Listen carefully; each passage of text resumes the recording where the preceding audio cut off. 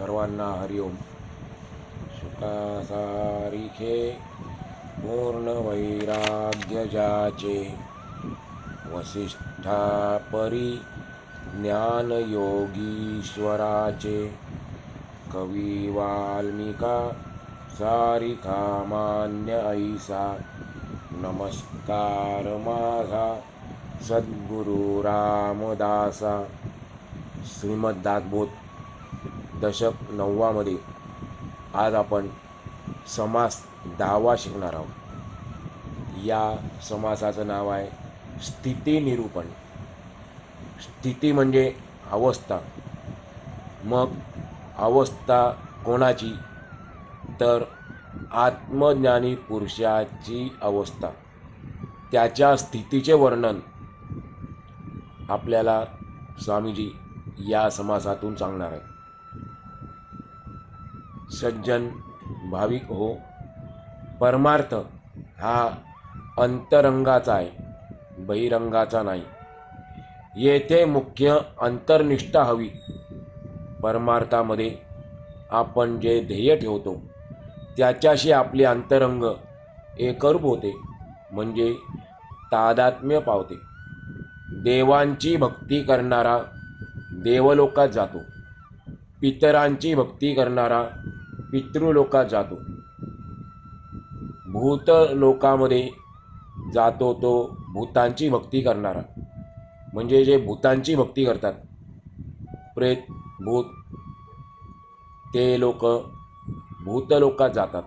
आणि निर्गुण ब्रह्माची उपासना करणारा, भक्ती करणारा स्वतः निर्गुण ब्रह्मरूप होतो. याबाबत भगवान श्रीकृष्ण गीतेच्या 9व्या अध्यायातील 25व्या श्लोकात अगदी स्पष्टपणे आणि स्वच्छपणे सांगतात. हे अर्जुना, यान्ति देवव्रता देवान्, पितॄन्यान्ति पितृव्रताः, भूतानि यान्ति भूतेज्या, यान्ति मध्याजिनोऽपि माम्.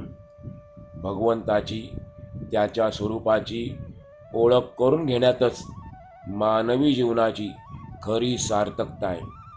मीपणाचा शोध घेता घेता साऱ्या दृश्याचा निराश होणे, शेवटी शुद्ध आत्मा शिल्लक राहतो. ज्यावेळेला मीपणाचा शोध घेता घेता साऱ्या दृश्याचा निराश होतो, तेव्हा शेवटी शुद्ध आत्मा शिल्लक राहतो. आणि अखेर सोहम म्हणजे मी तोच आहे. सोहम त्यामध्ये 2 शब्द आहेत, सहा आणि अहम. सहा म्हणजे तो, अहम म्हणजे मी, म्हणजे ते ब्रह्म मीच आहे असा साक्षात्कार होतो. आणि हीच परमार्थाची खरी खूण समजावी. एखाद्या गरीबाला राजपद प्राप्त झाले म्हणजे त्याच्या जीवनात सर्व बाजूंनी बदल घडून येतो. त्याचप्रमाणे जीव ब्रह्मस्वरूप झाला की त्याच्या जीवनात आमूलाग्र बदल होतो आणि फरक होतो. साधन करता करता साधक शेवटी साध्यरूप बनून जातो आणि मग त्याला काही करण्याचे शिल्लकच उरत नाही. याला आत्मज्ञानी पुरुष म्हणतात. स्वामी सांगतात की बाहेरच्या परिस्थितीवरून एखाद्या व्यक्तीच्या अंतरंगाची काय अवस्था आहे हे आपल्याला सांगता येत नाही. त्यासाठी आपल्याला समर्थांनी 3-4 दृष्टांत दिलेले आहेत. ते म्हणतात, समजा एका देवळात देव आहे. त्या देवळाच्या शिखरावर एक कावळा बसला आहे. आता देवापेक्षा उंच जागेवर कावळा बसला म्हणून कावळा देवापेक्षा श्रेष्ठ आहे असे कोणीच म्हणत नाही. राजवाड्यात एक सभा भरली आहे. इतक्यात त्या सभेमध्ये एक माकड सभामंडपाच्या खांबावर चढून बसले. सभासद खाली बसलेले आहेत आणि माकड त्या खांबावर बसलेले आहे. पण शहाणे लोक त्या माकडाला सभासदांपेक्षा श्रेष्ठ मानित नाहीत. काही ब्राह्मण तळ्यामध्ये स्नान करून काठावर डोळे झाकून ध्यानाला बसले. तेथे काही बगळे आले आणि ते तसेच डोळे झाकून बसले. तरीही ते बगळे त्या ब्राह्मणांपेक्षा श्रेष्ठ मानता येत नाही. ब्राह्मणांमध्ये काही जण नियमाने वागणारे तर अन्य अव्यवस्थितपणे वागणारे असतात. कुत्रा ध्यानस्थ बसला तरी त्याला ब्राह्मणांपेक्षा श्रेष्ठ मानता येत नाही. एखाद्या वस्तूकडे आपण एकाग्रपणे लक्ष देण्याची सवय कित्येक ब्राह्मणांजवळ नसते. एखाद्या वस्तूकडे आपले एकाग्रपणे लक्ष देण्याची सवय ब्राह्मणांकडे नसते. मांजर एखाद्या वस्तूकडे अतिशय एकाग्र होऊन पाहते तरी ते ब्राह्मणापेक्षा श्रेष्ठ मानता येत नाही. एखादी माशी कोठे आणि केव्हाही कोणताही भेद मानत नाही. तिच्यासाठी उकिरडा आणि उत्तम भोजन, माशीसाठी उकिरडा आणि उत्तम भोजन दोन्ही सारखेच. पण असे असले तरी माशीला आत्मज्ञान झाले आहे असे शक्यच नाही. समजा एखाद्या कनिष्ठ प्रतीच्या माणसाने भारी मौल्यवान कपडे घातले आहेत. एखादा थोर पुरुष उघडा बसला आहे तरी खरी परीक्षा करणारे जाणते लोक त्यांच्यामध्ये कोण श्रेष्ठ आहे आणि कोण कनिष्ठ आहे हे बरोबर ओळखतात. बाहेरून पुष्कळ थाट केला तर तो व्यवहारात चालून जातो, परंतु परमार्थामध्ये मुख्य अंतर्निष्ठा महत्त्वाची असते. अंतर्निष्ठा नसेल तर परमार्थ लटका पडतो. अंतर्निष्ठा म्हणजेच आत्मनिष्ठा होय. आत्मज्ञान झाले तरच जीवन सार्थकी लागले, नाहीतर वाया गेले. आपला मीपणा खरा नाही. खरा मी कोण आहे याचा माणसाने शोध घ्यावा. मीपणा बाजूला सारून सोहमचा अनुभव घ्यावा. सोहमचा अनुभव म्हणजे काय? ते ब्रह्म मीच आहे याचा आपण अनुभव घ्यावा. एखाद्याने व्यवहारात उत्तम लौकिक प्रसिद्धी यश मिळवले, पण जर त्याच्या अंतर्यामी त्याने स्वरूपाकडे लक्ष दिले नाही, जर त्याने अंतर्यामीच्या स्वरूपाकडे लक्ष दिले नाही तर त्याला मुख्य देवाची प्राप्ती होत नाही आणि असा मनुष्य आत्मघातकी होय. तो स्वतःचा घात करून घेतो. देवतेची उपासना केली तर देवलोक मिळतो, पितरांची उपासना केली तर पितृलोक मिळतो, भूतांची उपासना केली तर भूतलोक प्राप्त होतो. जो ज्याची उपासना करतो तो त्या लोकात जातो. निर्गुणाची उपासना केल्यास मनुष्य स्वतः निर्गुण परब्रह्म म्हणतो. यावर श्रोता प्रश्न विचारतो की निर्गुणाची उपासना कशी करावी? त्याचे उत्तर असे आहे की आपण निर्गुणाशी, त्या परब्रह्माशी अनन्य व्हावे. आपला मीपणा बाजूला सारून निर्गुणात मिसळून जावे. अशा रीतीने निर्गुणाशी समरस होणारा भक्त निश्चितपणे धन्य होऊन जातो. देवाला ओळखण्यातच जीवनातील सगळ्या गोष्टींचे सार आहे. जीवनातील सगळ्या खटपटींचे सार्थक आहे. मी कोण आहे याचा मनुष्याने सूक्ष्म विचार करावा. देव पाहावा तर तो निर्गुण निराकार आहे. मीपणाचा विचार केला तर तो खरा नाही. अशा रीतीने खोल विचार केला तर मी तोच आहे, मी आत्माच आहे असा निसंशय निर्धार आपल्या अंगी बांधतो. मग त्यानंतर कल्पना करण्याची गरजच नसते.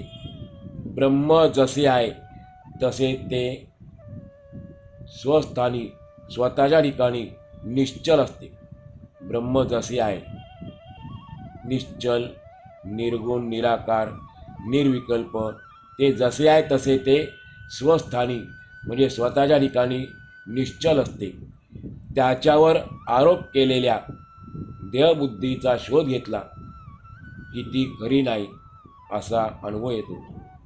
जर आपण या ब्रह्माच्या ठिकाणी आरोप केला तर देहबुद्धीचा शोध घेतला तर तो आरोप खरा नाही असा सिद्ध होतो.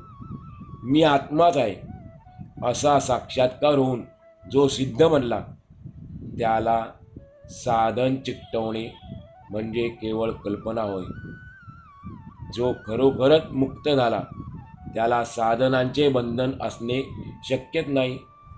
साधन करून जे साधायचे, साधन करून जे साध्य करायचे ते आत्मस्वरूप स्वतःच झाल्यावर साधन संपून जाते. ते साधकावस्था विराम पावते. जो खरा ज्ञानी आहे तो स्वतःचा, स्वस्वरूपाचा, मायेचा, सगळ्यांचा शोध घेतो. अखेर आपली अहंता खोटी, माया खोटी आणि परमात्माच तेवढा खरा आहे याचा त्याला प्रत्यक्ष अनुभव येतो. समर्थ पुढे उदाहरण देतात. ते सांगतात, समजा एक कुंभार आहे, त्याला राज्यपद मिळाले म्हणजे तो राजा झाला. तर मग तो गाढवे सांभाळण्याचे काम का बरे करील? अर्थात तो करतच नाही. तो कुंभाराच्या व्यवसायाची उणीव ठेवत नाही, उठाठेव करत नाही, कुंभाराचा व्यवसाय करत नाही. त्याचप्रमाणे कोणत्याही साधनाचे आचरण करायचे, कोणत्याही साधनाचे आचरण करायचे म्हणजे त्याचा वृत्तीशी, आपल्या वृत्तीशी अत्यंत जवळचा संबंध असतो. किंबहुना कोणतेही साधन विशिष्ट वृत्तीच्या आधारानेच चालत असते. कोणतेही साधन आपल्यामध्ये असलेल्या अनेक वृत्तींपैकी विशिष्ट वृत्तींच्या आधारे चालत असते आणि आत्मस्वरूप बनण्यासाठी वृत्तीरहित किंवा निर्वृत्ती व्हावे लागते. या कारणासाठी आत्मज्ञानाचे साध्य पदरात पडल्यानंतर म्हणजे आत्मज्ञान झाल्यानंतर साधनाला वावच उरत नाही. जेवण झाल्यानंतर पोट भरलं तर पोट भरल्यानंतर पुन्हा स्वयंपाक करण्याची खटपट कशा करता, तसंच आत्मज्ञान साध्य झाल्यानंतर साधनाला वावच उरत नाही. वृत्ती निर्माण होत नाही म्हणून साधन होऊ शकत नाही. साधनाने आपल्याला काय साधायचे आहे आणि नियमाने वागून आपल्याला कोणते फळ मिळवायचे आहे याबद्दल आपला समज अगदी स्वच्छ आणि बरोबर असावा. आपण आत्मस्वरूप असल्याने उगीचच भलत्या कल्पना करून चुकीच्या मार्गाने जाऊ नये. देहाचा विचार केला तर तो 5 भूतांचा, जीवाचा विचार केला तर तो आहे अंश ब्रह्माचा. आपलं शरीर 5 भूतांचं आहे आणि आतमध्ये असलेला जो जीव आहे तो ब्रह्माचा अंश आहे आणि जो अनन्य होतो तोच परमात्म्यापर्यंत पोचतो. हे सर्वांनी लक्षात ठेवावे. उगीच पाहिले तर हे मी पण दिसते, उगीच पाहिले तर हे मी पण दिसते, पण विचाराने शोध घ्यायला गेलो तर मीपणासुद्धा खरा नाही असे आढळते. अशा रीतीने एका तत्वाने दुसऱ्या तत्वाचे निरसन करीत गेले असता, दूर करीत गेले असता सगळे दृश्य खरे नाही असे आपल्या अनुभवाला येते. नंतर शुद्ध निर्भेळ आत्मस्वरूपच शिल्लक राहते. स्वस्वरूप हे आत्मपणाने असते. जीव जीवपणाने राहतो. माया मिथ्यापणाने सगळीकडे पसरून राहते. असे सगळे आहेपणाने दिसते, म्हणजे आहे आपल्याला असं दिसते आणि त्याबरोबर मी कोणीतरी एक आहे असे देखील आपल्याला वाटते. यापैकी शुद्ध अस्तित्व किंवा खरेपण कोणाला आहे हे जो शोधून पाहतो तो खरा ज्ञानी होय. शुद्ध अस्तित्व किंवा खरेपण कोणास आहे हे जो शोधून पाहतो तो खरा ज्ञानी होय. श्री समर्थ माऊली सांगतात की देहबुद्धीचे ज्ञान वृत्तीरूप असते. त्या वृत्तींचे निरीक्षण केले तर सगळ्या वृत्ती कल्पनेने भरलेल्या आहेत हे आपल्या ध्यानात येईल. कल्पनेने निर्माण केलेले कधीच खरे असत नाही. हा आपलासुद्धा अनुभव आहे. जी गोष्ट आपण कल्पनेने निर्माण करतो किंवा ज्या गोष्टी आपण कल्पना करतो ती कधीच खरी असत नाही. म्हणून प्रकृतीने निर्माण केलेले सर्व दृश्य जे आपल्याला दिसतं दृश्य जगत हे विकारवंत आणि चंचल आहे म्हणून ते खोटे ठरते. एकदेशी असणारे दृश्य म्हणजे एका वेळेला एका ठिकाणी असलेले जे दृश्य आहे ते लय पावले, त्याचा नाश झाला की केवळ शुद्ध निर्गुण स्वस्वरूपच तेवढे शिल्लक राहते. आणि अधिक विवेक केल्याने सारासार विचार केल्याने ते शुद्ध स्वरूप आपण स्वतः आहोत असा आपल्याला आत्मसाक्षात्कार होतो. परमार्थाची अशी ही अत्यंत खोल आणि गहन खूण आहे. परमार्थातील विचार निराळा आहे. वस्तूला जाणणारा ज्ञाता आणि जी वस्तू जाणायची ती ज्ञेय या दोन्ही विचारांमध्ये वेगळेपणा राहत नाही. समजा एक भिकारी होता, तो राजा झाला. सगळे नीट पाहिल्यावर सगळे काही नीट पाहिल्यानंतर आपण खरोखरच राजा आहोत असा त्याला प्रत्यक्ष अनुभव आला आणि मग भिकारीपणाची धडपड करणे त्याला शोभणार नाही.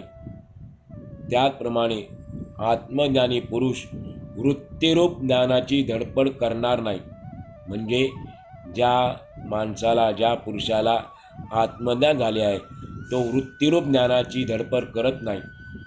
वेद शास्त्रे पुराणे नाना प्रकारची साधने निरूपणे सिद्ध आणि साधू ज्याची प्राप्ती व्हावी म्हणजे ज्या ब्रह्मतत्वाची आत्मतत्वाची प्राप्ती व्हावी म्हणून धडपड करीत असतात. ते ब्रह्मस्वरूप आपण स्वतःच आहोत असा साक्षात अनुभव आल्यानंतर कर्माची समस्या उरत नाही. ज्या वेळेला आपल्याला स्वतःला अनुभव येईल की ते ब्रह्मस्वरूप मीच आहे तर त्यावेळेला इतर कर्मांची समस्या उरणार नाही. प्रसंग आला असता सारासार विचार करून हे करणे बरे की ते करणे बरे, हे करणे योग्य की न करणे योग्य हा प्रश्नच त्या ठिकाणी लटका होतो आणि काही कर्तव्यच शिल्लक राहत नाही. स्वामीजी सांगतात, एक गरीब मनुष्य राजाच्या आज्ञेला भीत होता. जेव्हा तो गरीब असल्या कारणाने तो राजाच्या आज्ञेला घाबरत होता. पण पुढे त्याच्या भाग्याने तो स्वतःच राजा झाला. राजा होता क्षणीच जशी त्याची गरिबी नाहीशी झाली तशी त्याची भीती देखील नाहीशी झाली. कारण भीती कोणामुळे होती? राजामुळे होती. आता तोच स्वतः राजा झाला त्यामुळे त्याला कशाला घाबरायची आवश्यकता नाही. त्याची भीती नाहीशी झाली. समर्थ सांगतात, त्याचप्रमाणे आत्मज्ञान होईपर्यंत वेदशास्त्रांच्या आज्ञा पाळाव्या लागतात. पण साक्षात्कार झाल्यानंतर जेव्हा आपल्याला साक्षात्कार होतो त्यावेळेला ज्ञानी पुरुष सर्व विधिनिषेधांच्या पलीकडे जातो. आत्मज्ञानी पुरुष वेदशास्त्रांचे मूळ बनतो, तीर्थस्वरूप होतो. वेदाने वेदांची आज्ञा पाळावी, वेदांत शास्त्राने शास्त्रांचा अभ्यास करावा, तीर्थाने तीर्थयात्रा कराव्या. हे घडणे जसे अशक्य आहे आणि अयोग्य आहे, तसेच ज्ञानी पुरुषाला दृश्याची बंधने किंवा मर्यादा घालणे योग्य नसते. अमृताने अमृत प्यावे, अमृताने अमृत प्यावे, अनंताने अनंत पाहावा, भगवंताने भगवंताचे ध्यान करावे, हे जसे घडणे शक्य नसते, त्याप्रमाणे समर्थ सांगतात की आत्मज्ञानी पुरुषाला दृश्याची बंधने किंवा मर्यादा घालणे योग्य नसते. संत म्हणजे सदा सर्वत्र पूर्णपणे व्यापून असणारे ब्रह्मस्वरूप होय. संत कोणाला म्हणायचं? ज्यांच्या ठिकाणी सदा संपूर्ण पूर्णपणे ब्रह्म व्यापून आहे, जे ब्रह्मस्वरूप झालेले आहेत, त्यांना संत म्हणायचं. असंत म्हणजे, याच्या विरुद्ध असंत म्हणजे कधी नव्हतेच नव्हते, कधी नव्हतेच नव्हते, भासरूप होय, जे सदा आहेच आहे, त्याने जे कधीच नाही ते टाकावे. निर्गुणाने निर्गुणाचा भंग करावा, स्वस्वरूपाने स्वस्वरूपामध्येच रंगून जावे, हे घडणे शक्य नसते. डोळ्यातील अंजनाने स्वतःला अंजन घालावे, डोळ्यातील अंजनाने स्वतःला अंजन घालावे, धनाने धनाचीच प्राप्ती करून घ्यावी, शुद्ध परमात्म स्वरूपाने तशात परमात्म स्वरूपाचा अनुभव घ्यावा, हे घडणे सुद्धा शक्य नसते. जे स्वतः साध्य आहे त्यानेच साधना करावी, जे स्वतः ध्येय आहे त्यानेच ध्यान लावावे, या गोष्टीसुद्धा कदापि घडणे शक्य नाही. समर्थ सांगतात, सांगण्याचा भावार्थ असा की आत्मसाक्षात्कारी ज्ञानीपुरुष त्रिगुणांच्या आणि पंचभूतांच्या कक्षेच्या म्हणजे मर्यादेच्या पलीकडे गेलेला असतो. दृश्यामधील झाडून साऱ्या कल्पना, दृश्य जगतातील सर्वच्या सर्व कल्पना तेथे त्या अवस्थेमध्ये लटक्या पडतात. आपण त्याच्याबद्दल जी जी काही कल्पना करू ती देहबुद्धीची असल्याने द्वैत प्रधान असते, म्हणजे त्या ठिकाणी द्वैत मुक्त असते. आणि ज्ञानीपुरुष तर संपूर्णपणे अद्वैत साम्राज्यात राहतो. म्हणून अशा परस्पर विरोधी भाषेत त्याच्या स्थितीची कल्पना द्यावी लागते. ज्ञानीपुरुष हा अद्वैती असतो, त्याच्यामध्ये द्वैत भावना नसते. अशा रीतीने श्री दासबोधाच्या गुरुशिष्य संवादातील 9व्या दशकातील स्थिती निरूपण नावाचा 10वा आणि शेवटचा समास पूर्ण झाला. आज आपण या ठिकाणी आजचा पूर्ण करू.